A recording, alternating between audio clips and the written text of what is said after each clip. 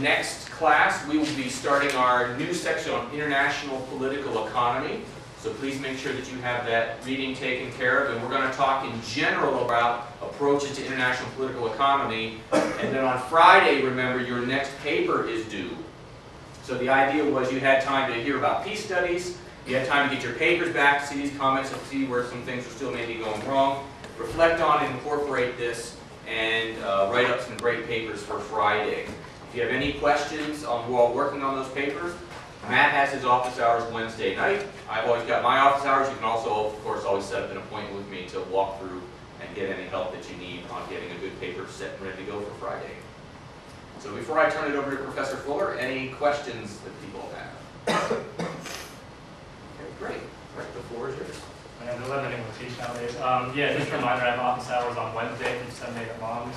So I know you all have a paper due Friday, so if you want to come over and kind of like review some concepts, especially about war, peace, obviously, or anything kind of related that we want to talk about in the paper, might be a good idea to stop on that.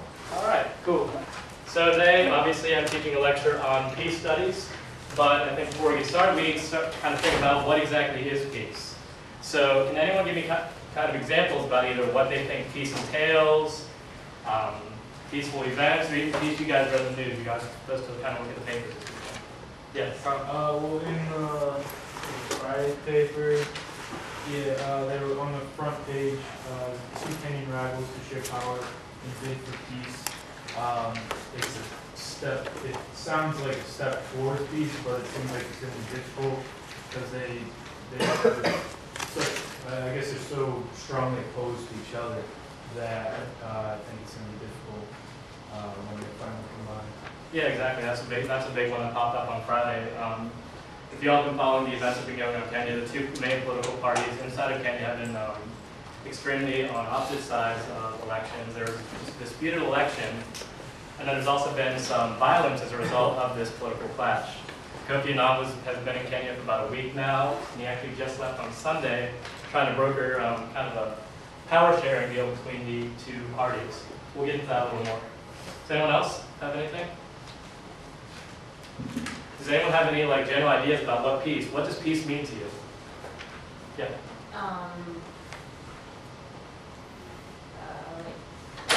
Harmonious interactions, nonviolence, absence of Harmonious, nonviolence, and what was the other one? absence of conflict or war. Sure.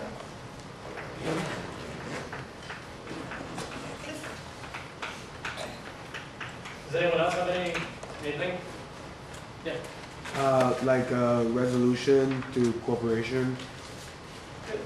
Resolution to cooperation, kind of like what we were just talking about, and Kenya peace agreements there. Does anyone else have any examples of peace? Anything at all? Not necessarily in the news, but your own perception of peace. What is peace? Yeah, one more. I just had a question about Jessica's definition regarding violence. Would you count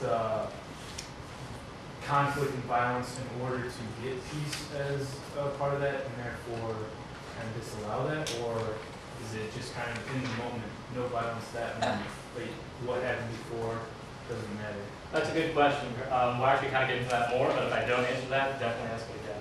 That's an important part we need to touch on. Anyone else have any last examples of peace? When I read your inventories about you guys, a lot of you were in the group piece by piece. Does that mean anything? Apparently not. All right. So when we're looking at peace studies, we're looking at Ho Wong-Jong and a lot of other authors cite that there are two different types of peace. There's negative peace and there's positive peace. Negative peace is a lot of what we thought about when we thought about peace.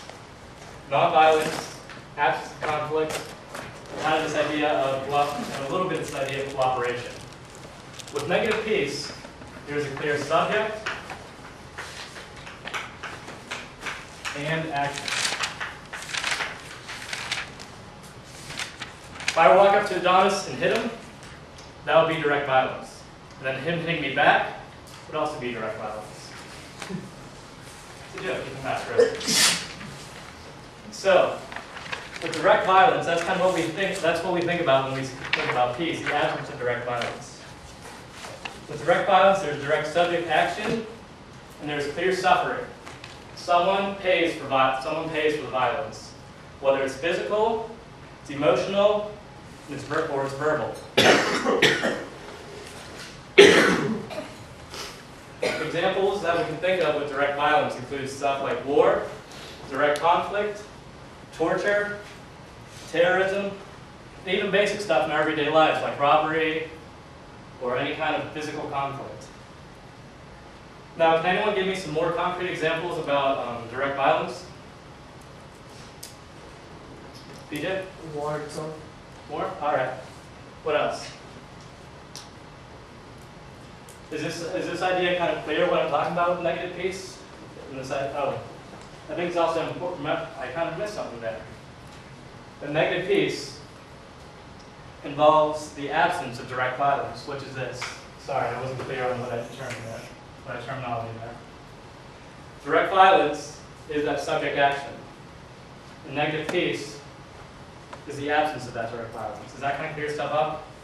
So Kind of it's, missed it there. Yeah. so it's not like, so negative peace is peace, but it's just like, it's measured as peaceful because there's nothing negative there. Because there's an absence of what is known as this as direct violence. Okay. Direct violence being this subject action, something we can tangibly see, feel, and notice. So the negative is not changing the peace, it's commenting on the actions involved with that. It seems like, because you get the idea of negative peace, meaning a bad peace, something like that. That's Yeah. what I'm getting, but it's the absence of negativity, in a sense, maybe? Yeah, I guess you can look at it. It's the absence of direct violence. There's actually kind of this debate whether or not even negative peace is the correct term for this absence of direct violence, and that's something we get into with Professor Kille's peace studies class, but right now we're just going to let it sit. So this would be direct violence. So we have war, conflict, direct conflict, and fighting. And I'm sorry, I read like a 3-year-old.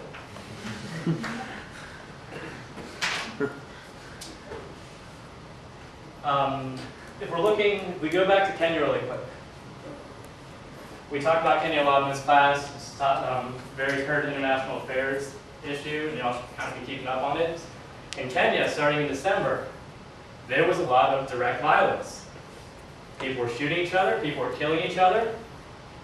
And the reasons why are just still kind of sketchy. Well, not sketchy, but they're debatable. But in Kenya, no matter what, there was still very much evidence of this idea of direct violence. Is everyone just kind of clear on direct violence? I know I kind of skipped a little step there. Now the opposite we would have of direct violence would be structural violence. This concept is a little fuzzy. So instead of me trying to babble about it, we're going to look at Jean on page 25, I believe. So if y'all got that ready, let's pull it up.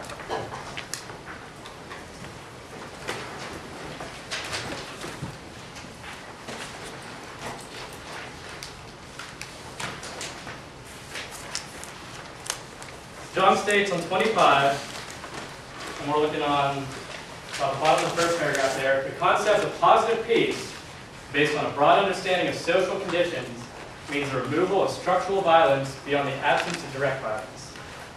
That's not quite the one I want. Alright, cool. I like confusing you guys, honestly, I really do. So that way you all come to my office hours.